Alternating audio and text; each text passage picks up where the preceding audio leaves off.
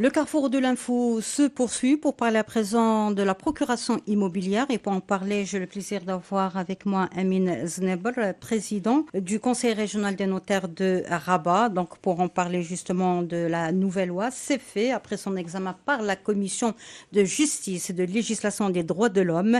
La loi sur les droits réels a été adoptée le 1er août et entrée en vigueur le 14 septembre. Combien d'entre nous connaissent les différents types de procuration définis par la législation marocaine ainsi que l'usage de chacun? Qui d'entre nous est au courant des risques auxquels on s'expose en signant une procuration et des moyens de s'en prémunir? D'abord, Amine Aznebal, merci d'être avec nous pour parler plus en détail de cette nouvelle loi concernant donc la procuration immobilière. Tout d'abord, qu'est-ce que la procuration? Merci de m'avoir invité. Je dirais la procuration est tout simplement communément appelée la procuration. En réalité, les juristes l'appellent le mandat. On peut appeler également la délégation de pouvoir pour certaines typologies d'actes. La procuration est tout simplement l'acte par lequel vous donnez pouvoir à une personne en qui vous faites confiance pour agir en votre place, pour vous représenter et faire un certain nombre d'actes, notamment de dispositions. Vous voulez acheter, vendre, faire une donation au profit d'un parent. Vous faites un acte, vous n'êtes pas là, vous faites un acte pour que vous soyez représenté et que pour la personne signe à votre place. Et certainement, il existe différents types de procuration. Oui, alors Lesquels? il y a en réalité deux types de procuration. Il y a ce qu'on appelle la procuration générale et la Mhm. procuration spéciale. Procuration générale, elle est un peu large. Elle permet à la personne que vous mandatez, le mandataire, d'agir en toutes circonstances. Tandis que la procuration spéciale, elle est un peu spécifique. Elle lui permet de faire certains actes précis. Revenons maintenant sur la loi sur les droits réels. Est-ce que cette loi est pour lutter contre le phénomène de la spoliation des biens d'autrui? Oui, vous avez raison de poser cette question. Je pense que personnellement, je suis très optimiste. Je pense que oui, elle va lutter contre la spoliation, Mhm. la protection de la propriété immobilière, que nous savons tous qu'elle est protégée, que c'est un droit fondamental, c'est un droit constitutionnel. Et donc, pour revenir un peu en arrière, la commission sur la lutte contre la spoliation a été instituée il y a à peu près 2 ans.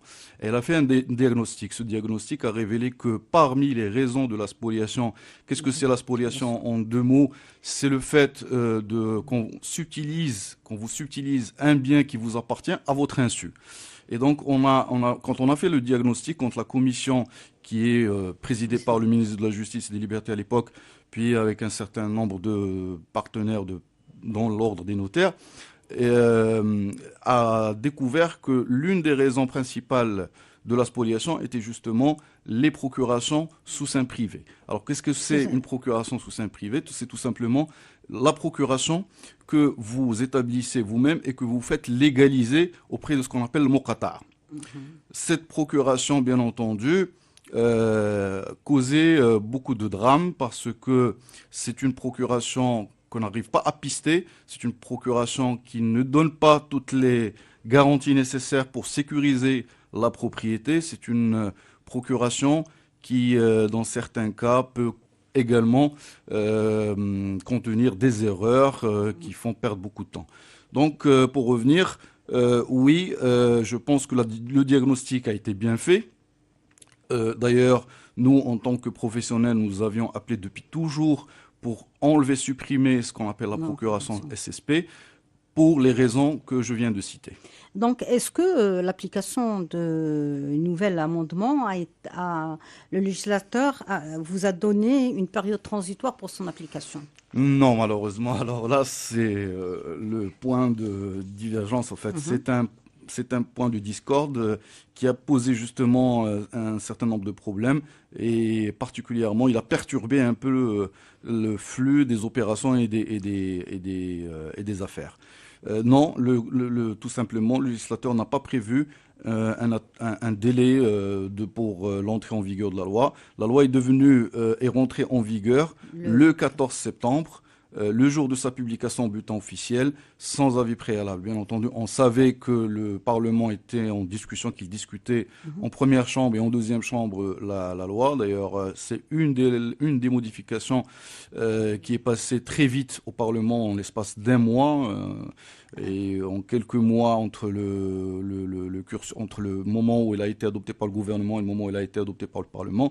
Mais le législateur n'a pas prévu de délai. Je pense que c'est fait exprès pour ne pas laisser la place aux faussaires, aux spoliateurs de se préparer et faire des choses. Eh bien, justement, quel sera le sort des procurations non rédigées par un juriste habilité lorsque la loi donc, a été établie avant le 14 septembre? Alors, il convient de préciser une chose pour nos auditeurs, c'est que toutes les procurations qui ont été faites, c'est-à-dire les procurations légalisées, je parle, toutes ces procurations-là qui ont été faites avant la date du 14, qui portent une date antérieure au 14, ne sont plus valables aujourd'hui, malheureusement.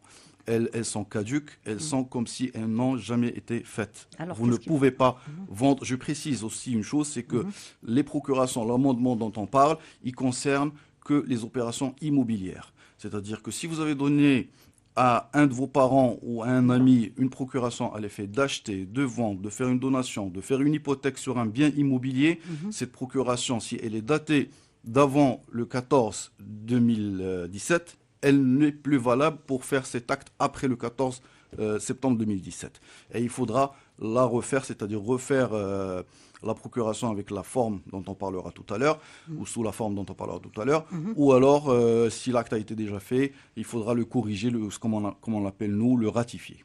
Donc, est-ce qu'aujourd'hui, il est nécessaire au recours au notaire est obligatoire pour toute procuration? Oui, il est nécessaire de partir chez un notaire pour faire une procuration lorsque vous souhaitez donner une procuration à l'effet de vendre ou d'acheter, ou comme j'ai dit tout à l'heure, pour une constitution d'hypothèque, lorsque vous prenez un crédit auprès d'une banque, etc.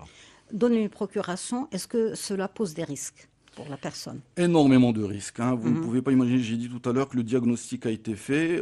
Toutes les affaires qui ont été révélées ont eu pour source les procurations qui étaient établies sous la forme SSP. Pourquoi? Parce que, comme j'ai dit, il n'y a pas de traçabilité, il n'y a pas de garantie, il n'y a pas de conseil de la part d'un praticien, un juriste. Il n'y a pas de conservation de l'original, c'est-à-dire de l'exemplaire original auprès de la Muqata'a, comme on le sait. Il n'y a pas également on ne dépose pas également une copie de la carte nationale. Tout le monde l'a déjà fait. Il est parti à la Muqata'a, il a remis une pièce d'identité. L'officier de l'État, l'officier public, enfin l'officier qui représente la commune, regarde enfin, s'assure que la personne qui est devant elle est bien celle qui signe, mais il ne garde jamais une copie de la pièce, il n'y a pas d'archivage, etc. Et donc tout cela posait problème. Alors maintenant? Aujourd'hui, les choses, bien sûr, vont changer puisque nous recourons à des professionnels, d'abord qui conseillent. Le fait de faire une procuration n'est pas un acte anodin, c'est un acte qui vous engage. Et donc, à ce moment-là, il faut savoir sur quoi vous signez, quelle est la portée juridique de votre engagement, qu'est-ce que vous risquez au cas où le mandataire, c'est-à-dire la personne que vous mandatez, dépasse ses pouvoirs. Tout cela est bien expliqué en amont par le professionnel. Et vous ne signez que lorsque vous aurez bien assimilé le contenu du contrat ou de l'acte que vous signez. Ensuite, bien entendu, il y a un avantage, c'est que la procuration elle-même, l'original de la procuration reste chez le notaire, c'est-à-dire qu'à tout moment, vous pouvez revenir chez le notaire et lui demander une nouvelle copie pour s'en servir pour un autre acte. Donc ça, c'est un deuxième point positif. Ensuite, nous travaillons aujourd'hui pour que les notaires aient la possibilité de consulter via ce qu'on appelle une centrale de procuration pour voir si effectivement la procuration a été réellement faite chez un autre notaire. Vous pouvez passer une procuration chez un confrère, par exemple à Ouarzazate ou à Agadir, et qu'un notaire à Rabat ou à Tanger puisse vérifier en entrant sur le site, sur la plateforme, pour voir si la procuration a effectivement été faite ou si elle n'a pas été résiliée. Donc c'est une garantie supplémentaire. bien avant cela, bien entendu, comme on est lié par un réseau de confraternité, aujourd'hui, rien n'empêche un notaire et c'est ce qu'il fait d'ailleurs, de prendre le téléphone, d'appeler son confrère pour vérifier si la procuration a effectivement été faite. Comme ça, on se prémunit contre tout risque enfin, les actes de malveillance de la part des faussaires. Concernant les nationaux résidant dans d'autres pays, Ouais. par exemple, s'ils veulent faire une procuration à un proche au Maroc, quelles sont les procédures à suivre? Oui. Alors, nos compatriotes faisaient justement des procurations auprès des consulats, comme on le sait, ils légalisaient les signatures ou auprès de la mairie en ce qui concerne la France, puisque nous sommes liés avec une convention bilatérale. Malheureusement, je le répète, cette possibilité n'a plus lieu d'être. On ne peut plus faire ce genre de procuration. Maintenant, qu'est-ce qu'il faut faire? Si vous avez une opération à réaliser, il faudra aller auprès également des consulats qui disposent d'un service qu'on appelle un service consulaire des affaires notariales. Il y a des magistrats ou des agents consulaires qui sont installés dans les consulats. Pas tous les consulats malheureusement, mais un bon nombre d'entre eux, notamment en France, chez qui vous pouvez faire un acte, ce qu'on appelle un acte authentique de procuration ou un autre acte d'autre type. C'est-à-dire un acte authentique. Alors, un acte authentique, c'est celui qui est fait, qui n'est pas d'ailleurs, pour être simple, ce n'est pas un acte qui est légalisé, c'est-à-dire dont la signature n'est pas légalisée auprès des muqata'a ou des consulats comme on le faisait auparavant. C'est un acte solennel, c'est-à-dire un acte qui est fait par un homme de loi, par un professionnel, par une personne qui est habilitée à donner l'authenticité à votre acte. Vous n'avez pas besoin de légaliser.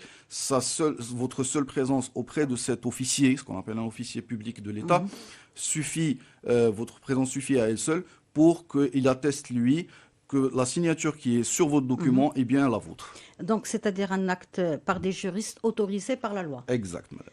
Donc, et ça se trouve... Alors, il y a aujourd'hui deux types de personnes qui sont habilitées. Il y a, comme j'ai dit, il y a le notaire, bien entendu. Il y a également les agents consulaires auprès des consulats, qui sont en fait, entre guillemets, des edouls, des edouls qui ont ce caractère-là, bien entendu, avec une procédure. Et il y a les edouls marocains qui peuvent recevoir les actes, et bien entendu, leurs actes sont homologués par ce qu'on appelle le qadi toutir. Donc il y a deux formes, si vous voulez. Il y a l'acte notarié, l'acte établi par le notaire, qui, dès la signature de l'acte, devient authentique. Et il y a l'acte de la doule, qui, dès l'homologation par le qadi toutir, devient également un acte authentique. Là, nous avons parlé des Marocains résidant à l'étranger, plus spécialement en France, mais qu'en est-il des Marocains qui sont dans des pays anglo-saxons? Oui. Et la loi diffère. Oui, alors là, effectivement, c'est une problématique parce que dans les systèmes anglo-saxons, comme vous l'avez si bien dit, il n'existe pas ce qu'on appelle l'authenticité des actes.